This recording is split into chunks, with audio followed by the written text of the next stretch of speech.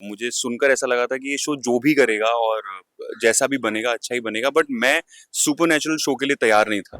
वो तकलीफ है, वो एक कोफ्त है कि वो जिंदगी में नहीं है और जिनका होना बहुत जरूरी है। वो मैंने हर बार एक बात बोली है कि जब तक बिका ना था कोई पूछता ना था, आपने खरीद कर मुझे अनमोल बना दिया। I am Hitesh Bharadwaj and you are watching IWM buzz. Hitesh, आपका स्वागत है IWM बस में। थैंक सबसे यू। पहले हम आपसे जानना चाहेंगे कि जब आपको ये शो ऑफर हुआ था तब आपका रिएक्शन क्या था? आपने ये शो के लिए सेकंड थॉट रखा था? See you are absolutely right, it's not easy. Second thought तो मैं ऐसे नहीं कह सकता बिकॉज क्योंकि शो बहुत अच्छा है। क्योंकि जब मैंने इसकी कहानी सुनी थी तो मुझे सुनकर ऐसा लगा था कि ये शो जो भी करेगा और जैसा भी बनेगा अच्छा ही बनेगा, बट मैं सुपरनैचुरल शो के लिए तैयार नहीं था।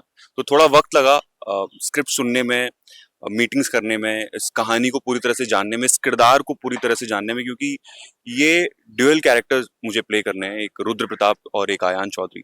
सो दोनों को प्ले करने के लिए जितना पेशेंस चाहिए, जितना जितना ग्रेस चाहिए, क्योंकि दोनों दो बहुत डिफरेंट वर्ल्ड से आते हुए कैरेक्टर्स हैं।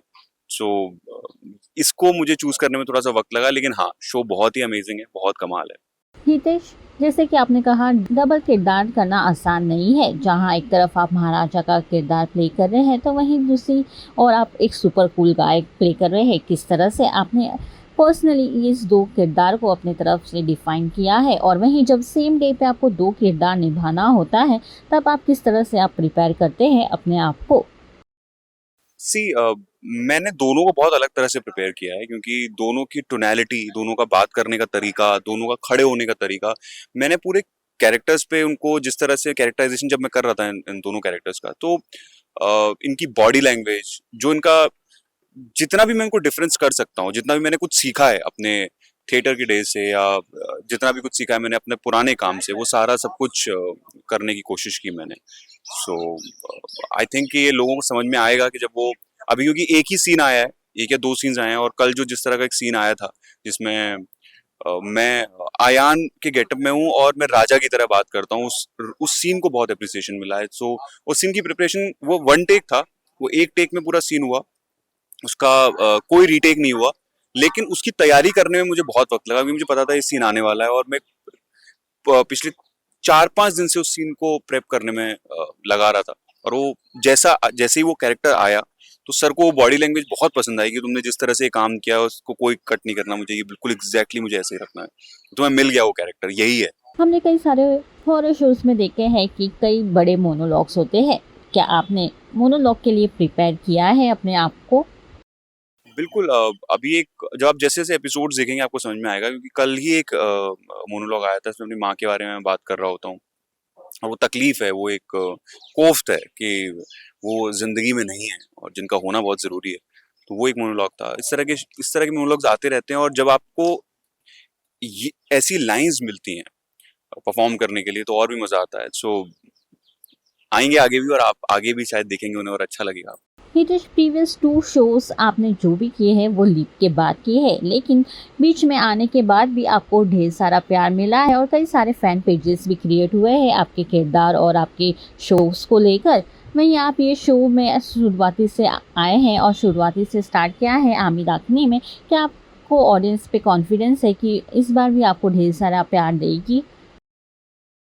कॉन्फिडेंस नहीं कह सकता मैं, डिपेंडेंसी बोल सकता हूँ इस बात को, कि मैं बहुत डिपेंडेंट हूँ अपने जितने भी फैंस हैं उन पर, क्योंकि अगर वो पसंद नहीं करेंगे तो मैं कुछ भी नहीं। मैं आज जो कुछ भी हूँ सिर्फ उन्हीं की वजह से हूँ। वो मैंने हर बार एक बात बोली है कि जब तक बिका ना था कोई पूछता ना था, आपने खरीद कर मुझे अनमोल बना दिया।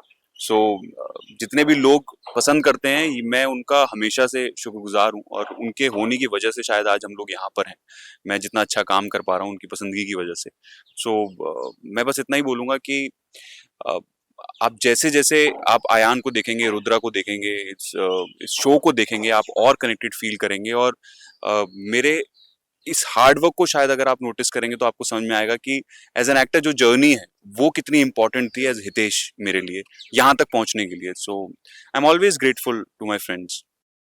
बात किया जाए आपके प्रीवियस शो को, मैं किसी के प्यार में, जो कि शो ऑफर हो रहा है, और वहीं आज भी वो शो में आपको देखना पसंद करती है ऑडियंस, और कई सारे वीएम्स बनते रहते हैं उस शो को लेकर और उस किरदार को लेकर। क्या कहना चाहेंगे?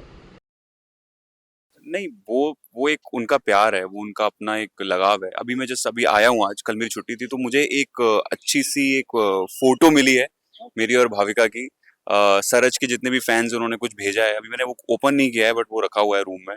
तो बहुत अलग तरह का अटैचमेंट है उस शो के साथ, गुम के साथ, और गुम ने जितना कुछ दिया है मैं बस उसको बयान नहीं कर सकता शब्दों में, but thank you so much guys, इतना सारा प्यार करने के लिए, इतना सारा प्यार देने के लिए। प्लीज अमी डाकनी को भी आप इतना ही प्यार दीजिए, और अयान और रुद्रा को भी दीजिए। आहट एक इमोशंस है जहाँ कई सारे ऑडियंस ये शो को काफ़ी ही पसंद करते थे और वहीं फिर से ये शो आया है और इस शो में आप हैं।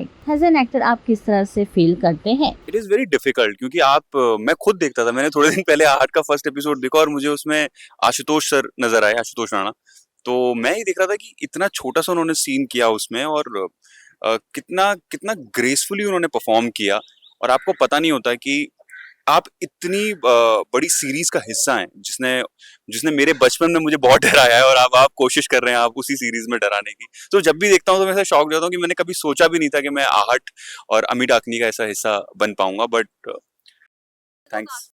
ऑडियंस के लिए एक मैसेज हो जाए। ऑफ कोर्स, अगर अगर मैं जो इमोशन क्रिएट करने की कोशिश कर रहा हूँ, जो मैजिक क्रिएट करने की कोशिश कर रहा हूँ, अगर वो हो जाएगा तो मेरे लिए तो ये प्लस पॉइंट है। बट ज्यादा मत डरिएगा, बहुत अच्छा रोमांस भी है इसमें और बहुत अच्छा ह्यूमर भी है, बहुत सारे इमोशंस हैं, तो आपको बहुत मजा आएगा। Thank you. Thank you, thank you, thank you so much.